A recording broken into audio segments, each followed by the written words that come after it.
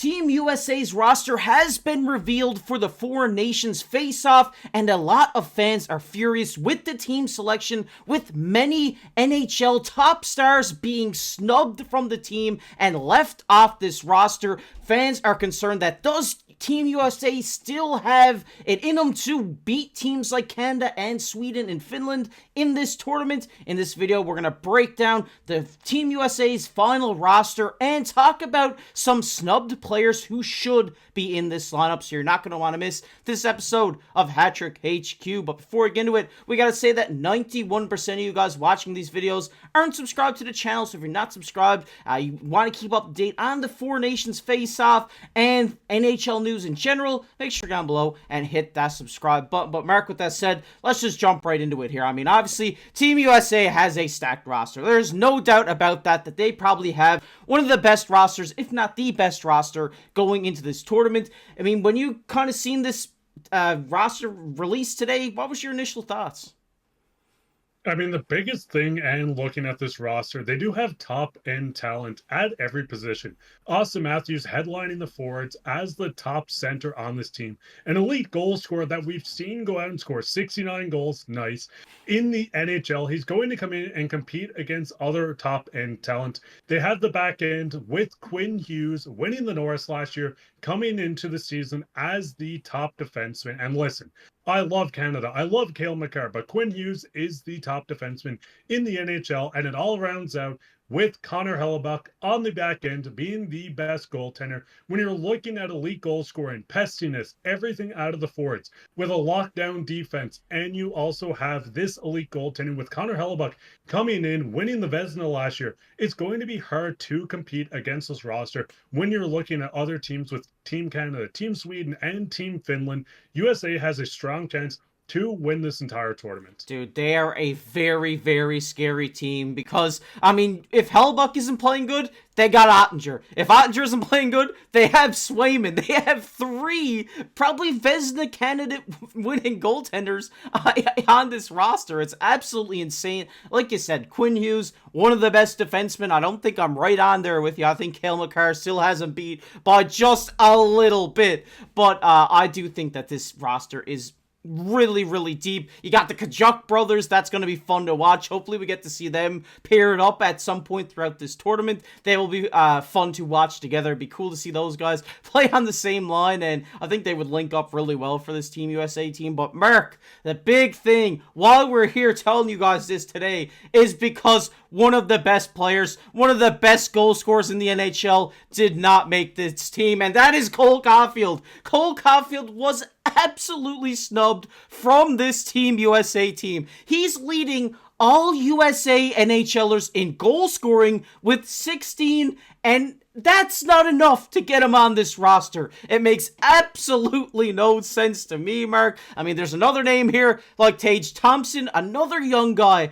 who, yes, he just came back from injury, 6'6", he's huge, and he's playing unreal in Buffalo. I mean, these two young stars should be on this team. I mean, Mark, what's your thoughts on it? I mean, looking at Caulfield, I can understand the standpoint if they wanted to make this roster bigger. Like you said, Brady Tkachuk, Matthew Tkachuk are two players that are headlining this. Austin Matthews is a big two-way body as well. It seems like they really went in on these guys that have a bit of size, and that's why Tage Thompson was the one that confused me the most. A 6'6" guy that can score, pass, he can do absolutely everything. He might not be the best on the draw, he might not be the best defensively, but Tage Thompson's a big body that is a crafty finisher, someone that can set up the teammates and would play awesome on the wing if he was playing on this team. I know a lot of people also like to look at Thatcher Demko not being on this, but with him out, with him nursing the injury that he suffered last year, I do think they were kind of wary of picking up someone like this to bring in as a third goaltender where he has not played for the Canucks yet. As much as I think Thatcher deserves to be on this team, I think the injury scare was enough to keep him off, and maybe Canucks management wanted to keep him off as well. But looking at Caulfield, looking at Tage Thompson, there are some names on this list that, yes, maybe they could make it over. I know a lot of people are saying Matt Boldy, which I could not disagree with more. Matt Boldy was someone that came in and is firing on all cylinders for the top team in the NHL, which is the Minnesota Wild. This team has been elite, and Matt Boldy has a big part of it. Yes, Kaprizov has been sick, but looking at Boldy, he has been a huge piece, a young piece coming in, firing on cylinders with passing, elite scoring, everything in between. Boldy deserves to be on this list, and I don't want any slander on this guy.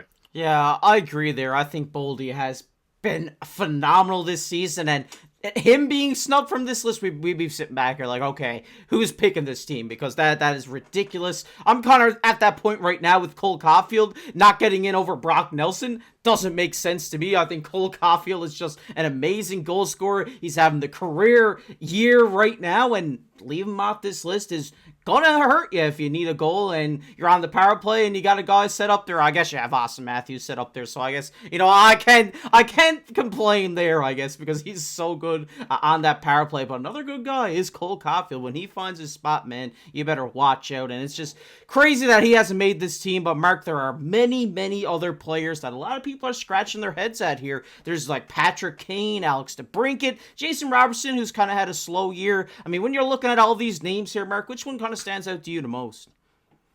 I mean, the first off, I would love seeing Patty Kane make this team in what feels like his last year of representing Team USA, where he is getting up in age. Jason Robertson did have a slow start with the Dallas Stars, but I do think this was a name that they really debated taking on this list. Jason Robertson, once again, is not a small guy. He's an elite goaltender that is having a bit of a down year. He started off slow and he has been picking things up, but I do think Jason Robertson could have filled in. There's a lot of elite talent. Jake Sandstrom was a guy that's quite interesting as well. We've seen him show out for the Ottawa Senators. The biggest problem with this is there are so many names that could have made this list that you could have almost made a B and a C team that could have competed. They might have not competed against the A teams, but they also look great. Was there someone other than Cole Caulfield that maybe you were a bit of a head scratcher on too? Yeah, man. I mean, John Carlson doesn't seem like Team USA hockey without John Carlson on the back end for them. I mean, if we just switch pages here to their back end, yes, I get it. It's pretty stacked with Brock Faber, but I know Brock Faber and Zach Werenski,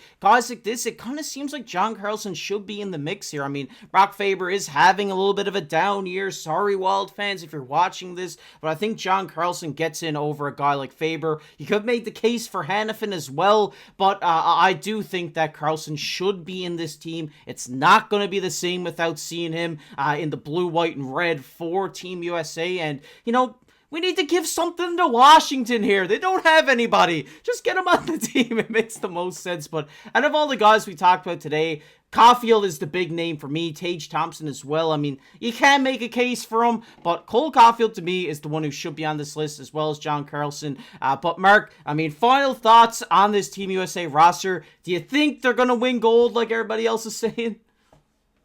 Like I said, with the elite forwards, the goaltending, the defense, I think they look like the favorites going in. You can't really count out these other teams. There's a lot of will coming from Finland, Sweden, Canada.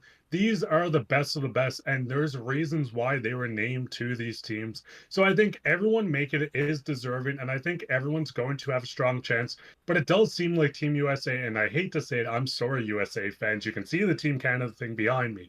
I do think Team USA has the strongest chance to win this. If I jinx it, I'm sorry. And if they win it, you can clip this, whatever it may be.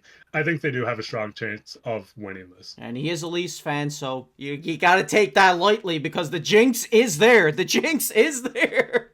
No doubt about that. But I'm excited that international hockey is finally back, Mark. It's great to see all these guys that we've never seen don these colors in a big tournament, get out there and play for their teams. It's going to be fun to watch. It's almost like watching the All-Star game, but with a lot more behind it. And one thing that I do want to say here, Mark, before we clip the video, is why is there no Team Europe, man? I know, I get it. You can't have Russia because of all the stuff that's going on. I'm not going to get into the politics of that, but you got to at least have a Team Europe here so guys like Draisaitl can get into this tournament.